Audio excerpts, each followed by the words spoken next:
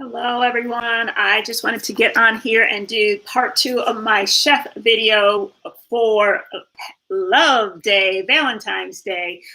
So my first video was on rose quartz and rose essential oil. And this video is going to be about cinnamon and cacao. Are they really aphrodisiacs? Now, my chef video series are about crystal herbs, essential oils, and food medicines of the earth that support us real life superwomen. So without further ado, let's talk about cinnamon. Cinnamon, the herb cinnamon.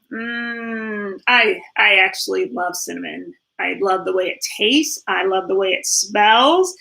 And did you know that there are over 250 species of evergreen trees that are within that plant family of cinnamon? Yes. And the oldest species, Cinnamomum cassia, was discovered in China in 2700 BC, as well as in Egypt in 1600 BC.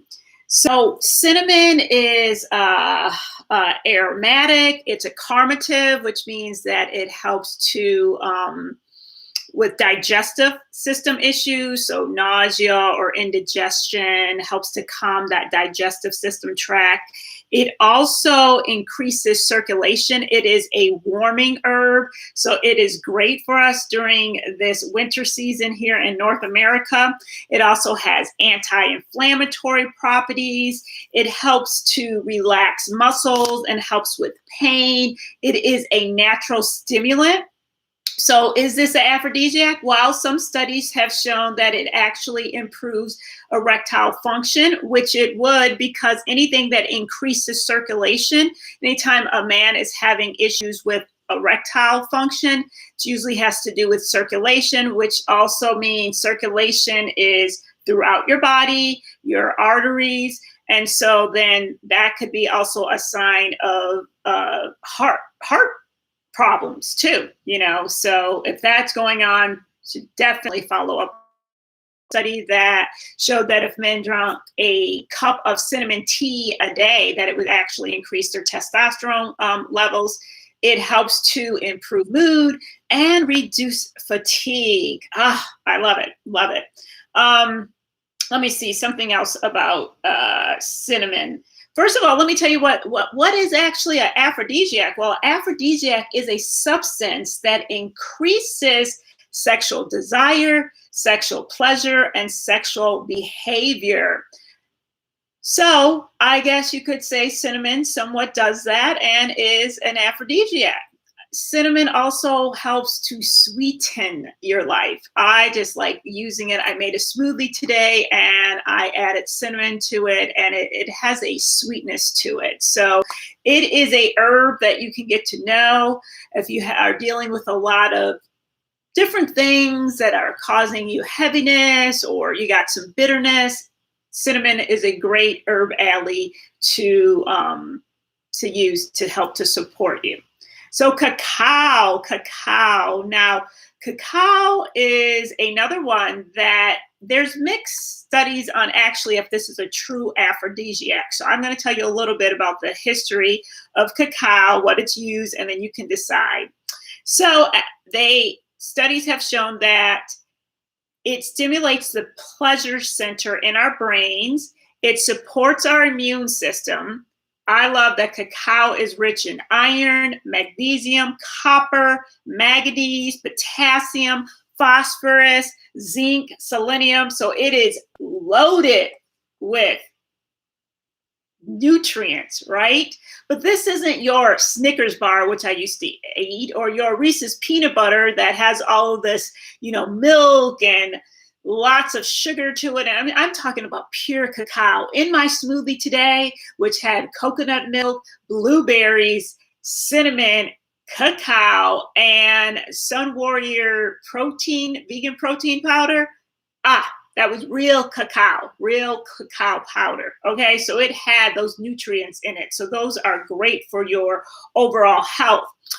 Traditionally, in Black folk medicine, it they use cacao to support heart health. Well, that would make sense since it is an antioxidant, so that, and it helped to support heart health is what they used it for. Also, back in the Mayan and Aztec days, cacao was actually used as a form of currency, which I thought was really fascinating that they used that. So cacao also contains a small amount of tryptophan, which is the building block of serotonin, which helps us to feel good. Also, fermented cacao beans brings out trace amounts of PEA, which is phenylalanine, which is like a methamphetamine-like substance. And what this does is trigger the release of norepinephrine, dopamine, and serotonin. So I would say this is very much of a mood enhancer, helps you to feel good. I know when I eat a good piece of chocolate, I feel good. I feel good. And you know what? It does seem to be an aphrodisiac. Now, I don't know if that's because I think it is, but it feels like it is. So you can see if it is or not. You know, X the plant. This is how you have that relationship. Since today is love day, we're talking about relationships, but how about your relationship with the medicines of the earth? See what it does for you. I like it. Let me tell you that cacao is grown. A lot of it is grown on the Ivory Coast, Ghana, Indonesia, Nigeria, and Cameroon.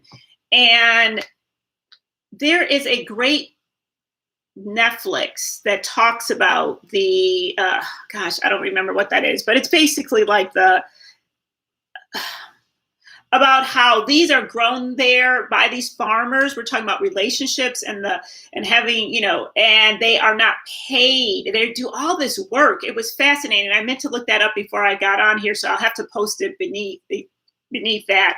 And it's basically like the ugly truth behind some of these food industries, and chocolate is one of them, and them not paying these farmers over in these countries what they should be paid. And so that's really interesting, and I'll post that below. But yes, have some cacao today. I might come on and talk about some cacao bars that I have, and are they healthy or not. And have some cinnamon, and better yet, you can make a beautiful tea with cacao, and you could add some cinnamon to it, and you could just enjoy that. And it's so powerful, so magical, so beautiful. So anyway, those are the two. You decide. Let me know if you think they're aphrodisiacs or not, and if they work for you as aphrodisiacs. And again, take care.